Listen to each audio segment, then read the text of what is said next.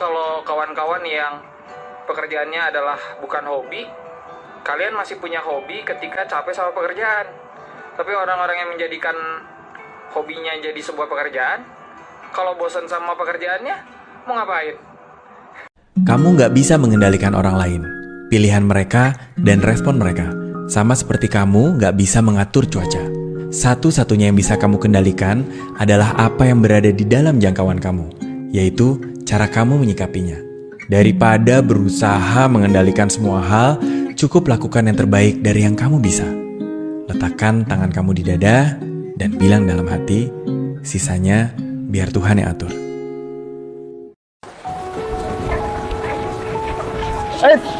Pagi, ada yang bertanya kepada saya, katanya, Pak Lukman, saya sudah berolahraga, tapi kok aku nggak kurus-kurus, jaga pola makan. Saya sudah jaga pola makan, makan pagi buah, sayur, dan proteinnya ditinggiin, kok aku nggak kurus-kurus? Nah, berarti apa nih kurangnya? Kurangnya berarti pola istirahat. Karena ada 3 paradigma. Yang pertama, pola pikir. Pastikan Anda berpikir bahwa Anda memiliki tubuh yang ideal. Yang kedua, Anda berpola makan yang baik. Sudah oke, ya kan? Terus olahraganya sudah baik, sudah oke. Berarti yang kurang apa? Pola istirahat. Nah, pola istirahatnya seperti apa? Saya sudah tidur 8 jam. Tapi jam berapa? Rasulullah bilang kalau mau tidur adalah selepas Isya bangun sebelum subuh. Karena selepas Isya terjadi pembelahan sel, perbaikan organ tubuh. Sampai menjelang subuh. Seorang Thomas Wern, dia menganalisa akibatnya sama seperti apa yang dikatakan oleh Rasulullah. Kita cukup tidur 8 jam. Suatu ketika terjadi dialog singkat, atau lebih tepatnya, seseorang bertanya kepada Gus Dur, "Nuwun sewu Gus, apa kira-kira rahasia paling sederhana dari ketenangan hidup?" Ya, jangan kamu pikirkan hal-hal yang kamu tidak tahu. Kalau untuk hal-hal yang sudah kita tahu, ya kalau sudah tahu, untuk apa dipikirkan? Di mata orang, apapun yang kita lakukan, pasti akan selalu aja ada yang salah. Kita percaya diri dibilang sombong, kita kompeten dibilang arogan, kita ingin privasi dibilang kita tidak punya jiwa sosial, kita terlalu ramah dibilang kepo, kita mengkritik dibilang nyinyir. Jadi gak usah bersusah payah untuk menyenangkan semua orang. Ketika kita berhasil menyenangkan semua orang di sekeliling kita, pasti ada satu orang yang sedih, yaitu dirimu sendiri. Gunung terindah itu di Indonesia ya? Oh, itu Rinjani. Itu Rinjani gak ada lawannya tuh. Nomor 1, sepakat.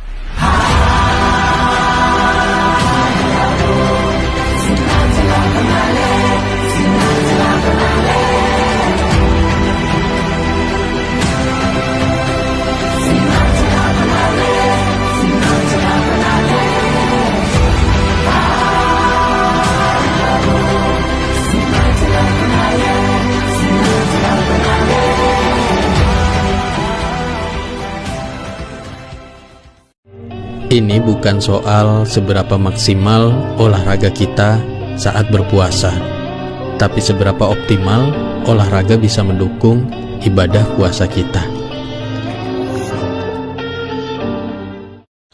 Dengarkan satu pesan ini baik-baik.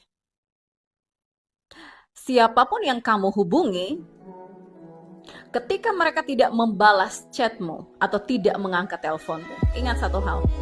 Kita semuanya hidup di zaman sekarang adalah generasi yang semua orang itu memegang HP. Ketika mereka memberi alasan, oh aku nggak baca, oh aku nggak lihat notifikasinya, itu omong kosong. Karena semua orang setiap 5 menit selalu memegang HP. Ketika mereka memberikan alasan untuk kamu bahwa mereka tidak melihat, mereka tidak membalas, itu berarti kamu tidak terlalu begitu penting untuk mereka.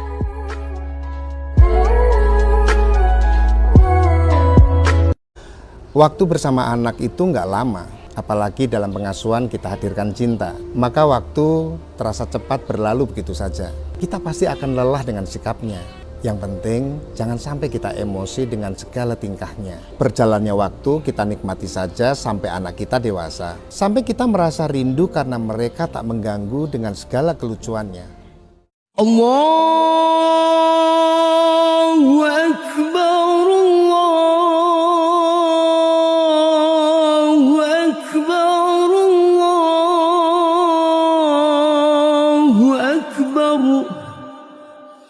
Terkadang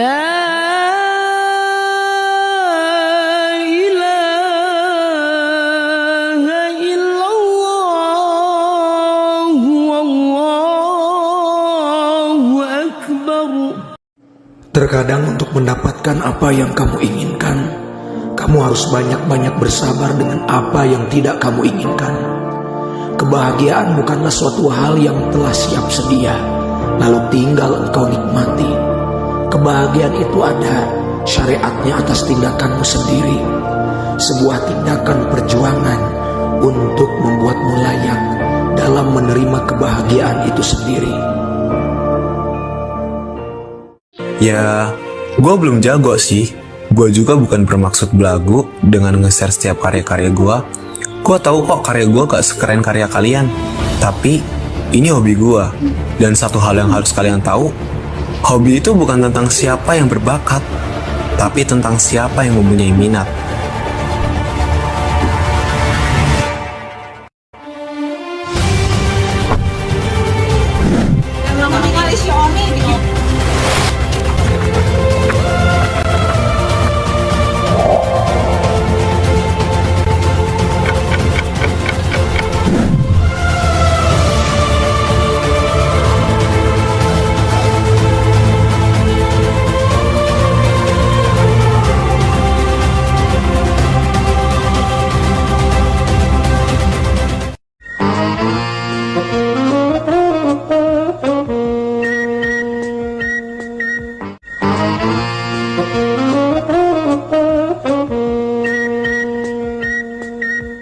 Kita nggak mungkin menyenangkan semua orang.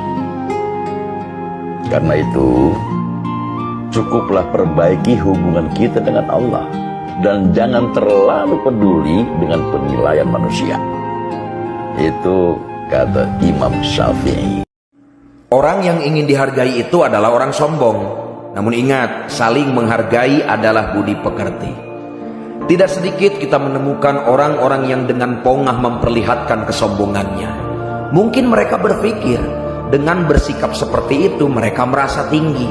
Namun mereka lupa, mereka tidak sadar bahwa sebenarnya mereka sedang berada di dalam posisi yang terendah. Tidak usahlah repot-repot meninggikan dirimu, karena semakin engkau berusaha meninggikan dirimu, maka justru engkau akan semakin rendah. Lebih baik rendahkan dirimu, sehingga tidak akan ada satupun orang yang mampu merendahkanmu.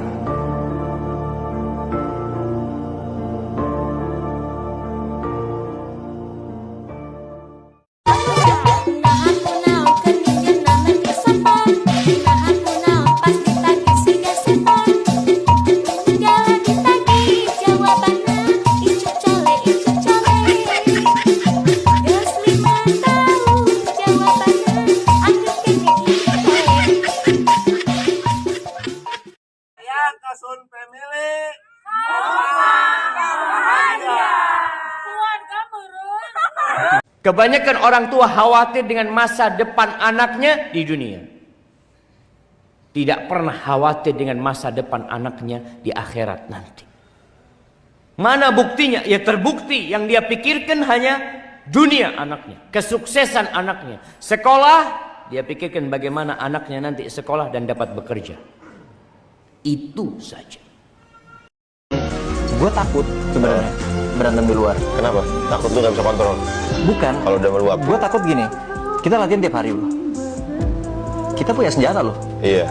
Dan senjata kita ini sangat berbahaya loh untuk orang awam. Iya. Sebentar gue. Kalau sampai berantem di luar sama orang yang nggak terlatih, gimana kalau pukulan gue masuk dan lu knock out, dan lu bukan cuma knock out, lu harus masuk rumah sakit karena ada pendarahan di otak. Bener. Men, gue yang tanggung jawab. Bener. So I'm very afraid of that. Jadi kayak gue mikir panjang lah ya. Panjang gitu. Kalau ribut-ribut kayak gitu kayak nggak deh. Unless gue udah bilang oke, udahan, lo yang menang, dia masih nyari ribut dan dia belum pernah ada kejadian. Belum pernah. Belum pernah ada yang jangan sampai gitu. Jangan sampai lah. Mudah-mudahan nggak. Udah pernah ada hampir nggak? Nggak. Kalian memang bebas mengatur hidup kalian. Tapi ingat, ada Allah yang mengatur hidupku, hidup kita dan hidup kalian. Seandainya seluruh makhluk yang ada di alam semesta ini bersujud kepada Allah, Allah tidak untung. Dan sebaliknya, Jika seluruh makhluk yang ada di alam semesta ini ingkar kepada Allah, Allah pun tidak rugi.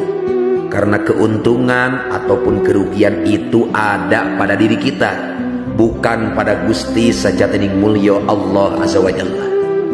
Kalian taat, Allah sediakan surga. Kalian ingkar, Allah sediakan neraka. Silahkan, kalian bebas mengambil jalan hidup kalian masing-masing.